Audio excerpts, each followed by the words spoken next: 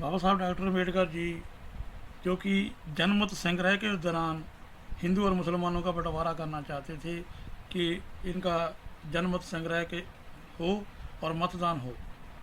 Doctor Ambedkar के अनुसार उन्हें ये नहीं मालूम कि जिन्ना ने जय प्रस्ताव किस आधार पर ठुकराया। यह तथ्य कि जनमत संग्रह के दौरान हिंदू मुसलमानों को प्रभावित करके पाकिस्तान के विरुद्ध मतदान करा सकते हैं। जिन्ना का इस प्रस्ताव को अस्वीकार करने का आधार हो सकता है, लेकिन जनमत संग्रह ही वह तरीका है जिससे इस प्रकार की समस्याओं का निर्णय किया जा सकता है। डॉक्टर अम्बेडकर के अनुसार इतिहास में ऐसा उदाहरण नहीं है जब ऐसी समस्या का फैसला जनमत संग्रह के बिना किया गया हो।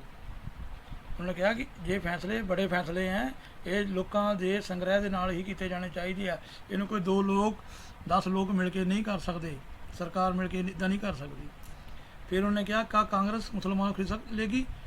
फिर उन्होंने वहम होया भी कि किते जिन्होंने ये लगा भी किते कांग्रेस मुसलमानों खरीद ना लवे। डॉक्टर अम्बेडकर ने स्वीकार किया कि जनमत संग्रह में जोखिम तो होता ही है, लेकिन ऐसा जोखिम बिना साहब को उठाना ही पड़ेगा। प्रस्ताव के पीछे जो संजीदगी है वह प्रस्ताव से कहीं अधिक महत्वपूर्ण है। जिन्ना साहब ये प्रस्ताव स्वीकार करने की इच्छा न रखते हो, क्योंकि उन्हें मालूम है कि दरअसल राजगोपालचारी और कांग्रेस ने ये प्रस्ताव उन्हें गलत साबित करने के लिए किया है और ऐसी पेशकश के साथ ही मुस्लिम वोटों को खरीदने के तौर तरीके भी निकाल लिए हैं। जिन्ना साहब राजगोपालचारी से पूछ सकते हैं कि मुसलमानों को पाकिस्तान की पेशकश करने की उनकी मंशा और फिर पेशकश को नकारने में मुसलमानों के दावे में सच कितना है। इस पेशकश के पीछे की सद्भावना को गांधी जी को सिद्ध करना होगा और ये गारंटी भी देनी होगी कि हिंदू स्वतंत्र मतदान कराने से मुसलमानों को रुकेंगे नहीं।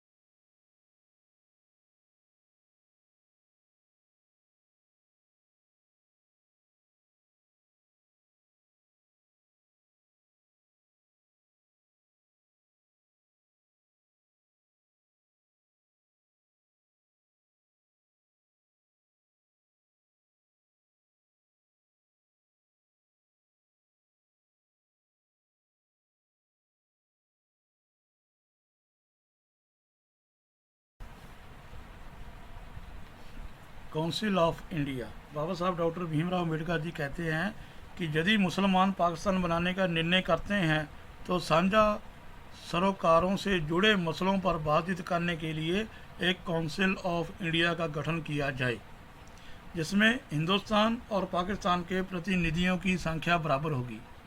यदि 10 वर्ष बाद पाकिस्तान देश हिंदुस्तान के साथ मिल जाने का निर्णय करता है तो ये काउंसिल भंग कर दी जाएगी। इस बात को समझने की बहुत ज़रूरत है कि यदि मुसलमान पाकिस्तान बनाने का निर्णय करते हैं, जब मुसलमान पाकिस्तान बनाने का निर्णय करते हैं तो साझा सरोकारों से जुड़े मसलों पर बातचीत करने के लिए एक काउंसिल ऑफ इंडिया का गठन किया जाना चाहिए, जिसमें हिंदुस्तान और पाकिस्तान के प्रतिनिधियों की संख्या बराबर होगी। दोनों के प्रतिनिधि जोड़े आ वो तो बराबर रखे जाएंगे और जेकर यदि 10 वर्ष बाद पाकिस्तान देश है हिंदुस्तान के साथ मिल जाने का निर्णय करता है तो ये काउंसिल भंग कर दी जाएगी। ये बाबा साहब ने लिखा था 10 वर्ष का।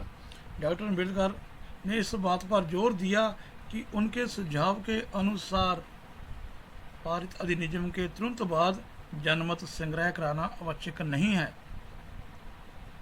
इसे युद्ध के बाद कराया जा सकता है। आपको मालूम है कि उस समय युद्ध था, विश्व युद्ध चल रहा था, जो कि 1 सितंबर 1939 तो 2 सितंबर 1945 तक चलिया। बाबा साहब डॉक्टर भी कहते इसे युद्ध के बाद कराया जा सकता है, मतलब कि 1945 तो बाद। और किदा उनके विचार से अधिनियम लागू करने का हिंदुओं और मुसलमानों पर सद्भावपूर्ण प्रभाव होगा, क्योंकि दोनों समुदायों को ये ज्ञात रहेगा कि चाहे जो संविधान अस्तित्व में आए, इसे लोगों की व्यापक सहमति प्राप्त रहेगी। यदि ऐसी स्थिति निर्मित कर दी जाती है तो इससे युद्ध के दौरान एक राष्ट्रीय सरकार के गठन का मार्ग प्रशस्त हो जाएगा। अपनी बात को समापन करते हुए डॉक्टर अम्बेडकर ने कहा, मुझे नहीं लगता कि ऐसे किसी कानून से बचा जा सकता है।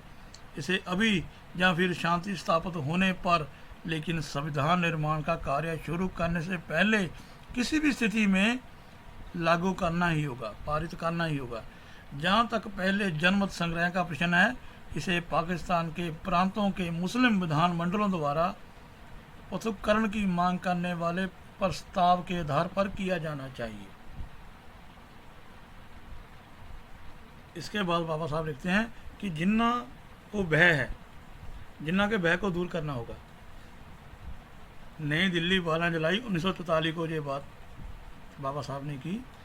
भारत सरकार के labour member doctor B R. Ambedkar ने आज जहां एक प्रेस साक्षात्कार में राजगोपालाचारी फार्मूले का स्वागत किया और इसे समझदारी की और वापसी का संकेत बताते हुए 1943 को अपनी योजना को रूपरेखा को दोहराया, जिसके अंतर्गत पाकिस्तान का निर्माण 10 वर्ष के लिए एक प्रयोग के तौर पर किया जाए।